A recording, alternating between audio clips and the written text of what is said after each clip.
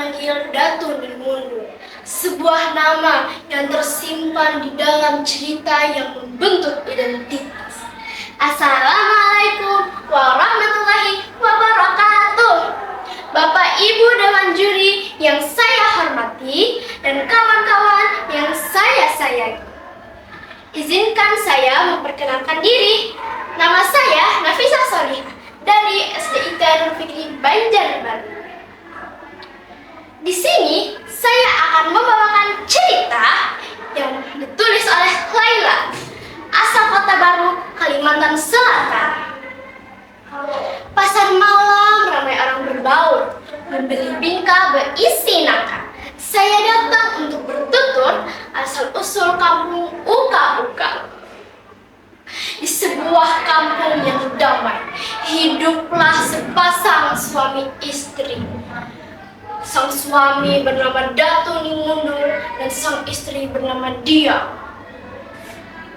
Pada suatu hari, mendaratlah suatu kapal besar di kampung mereka. Kapal itu membuat warga heran sekaligus panik. Dari dalam kapal itu, keluarlah anak-anak buah kapal bersama kapten mereka. Cepat ambil persediaan air bersih dan juga rampas semua harta warga, perintah sang kapten. Siap, kapten, jawab anak-anak buah kapal tersebut. Mereka pun lalu berpencar. Ada satu anak buah kapal yang mendobrak suatu rumah warga. Berikan semua harta kalian, perintah anak buah kapten tersebut. Ampun Tuhan, kami tidak memiliki apa-apa, kata seorang ibu di dalam rumah itu. Anak buah kapten itu langsung marah, menghamburkan seluruh isi rumah. Sementara itu, kapten barulah tiba di rumah Datu Ningundur. Dan lalu dia melihat istri Datu Ningundur yang sedang menjemur hasil laut. Saat itu, istri Datu Ningundur tidak menyadari adanya keributan di kampung mereka. Sang kapten pun langsung menarik tangan istri Datu Ningundur. Hahaha, ternyata ada bidadari di sini. Hei semua, lihatlah, sudah lama aku ingin meminang seorang bidadari. Ternyata disinilah jawabannya, kata sang kapten. Hahaha, benar sekali kapten, kata anak buah kapten. Ini cepatlah bawa dia ke kapal. Aku akan membawanya berlabuh, kata sang kapten. Baik kapten, lepaskan aku. Uka, teriak sang istri. Keadaan semakin mencekam. Tidak ada satupun warga yang berani maju untuk melawan mereka. Namun ada satu wanita yang memberanikan diri untuk menyusul Datu Ningundur ke sawahnya. Datu, tolong kami, Datu. Ada apa ini? Cobalah tarik nafasmu, lalu tenangkan dirimu. Di kampung kita, Datu, kedatangan perampok, Datu. Dan sekarang kapten kita beserta istri Datu dalam bahaya, jelas wanita itu. Hah, benarkah? Baiklah, pulang saja kau ke kampung. Aku akan membersihkan barangku, lalu aku akan menyusul ke kampung, kata Datu. Lalu Datu pun membereskan semua barang-barangnya dan langsung ke kampung. Sesampainya di kampung, dia tidak mau.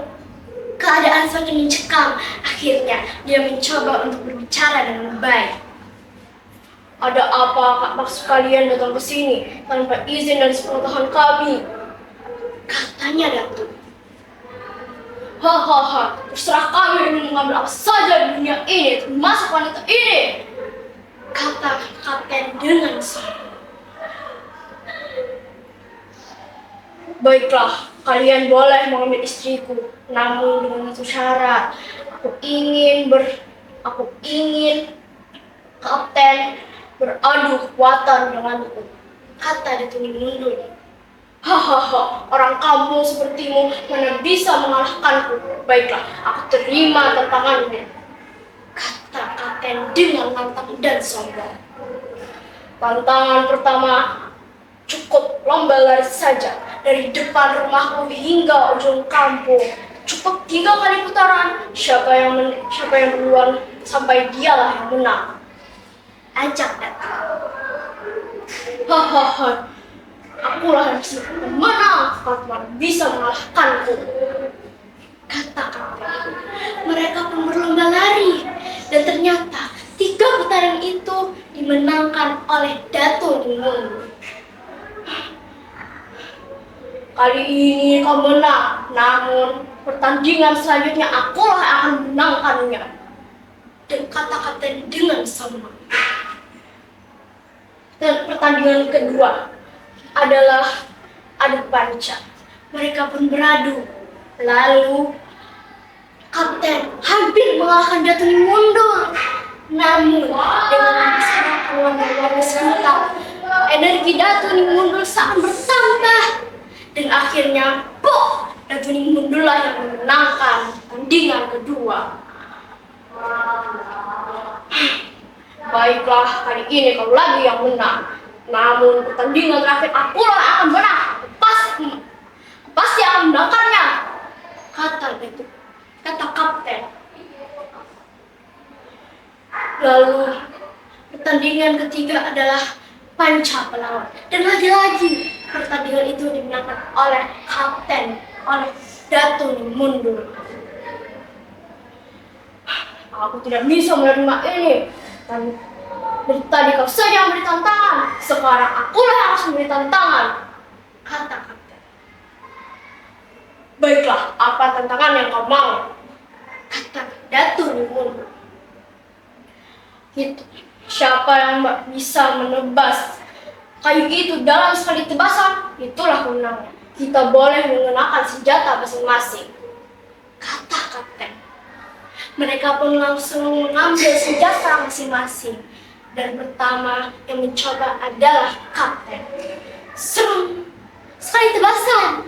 Namun kayu itu sama sekali tidak tergores maupun terpatah.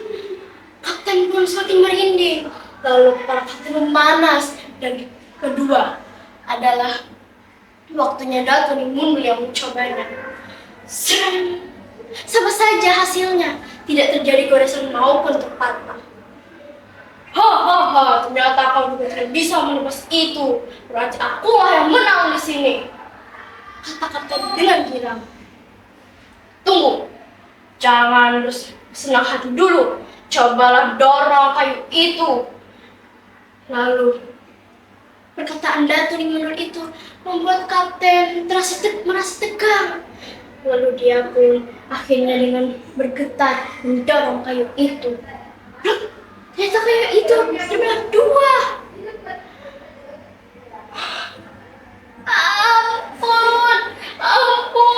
Ampun nih. Tidak, sudah sepantasnya aku mengatakan ampun Datu Nimundur. Setelah ini, aku tidak akan lagi mengulangi kejahatanku, kata kapten tersebut. Baiklah, aku menerima ampunan itu, kata. Dan dari situlah asal-usul nama kampung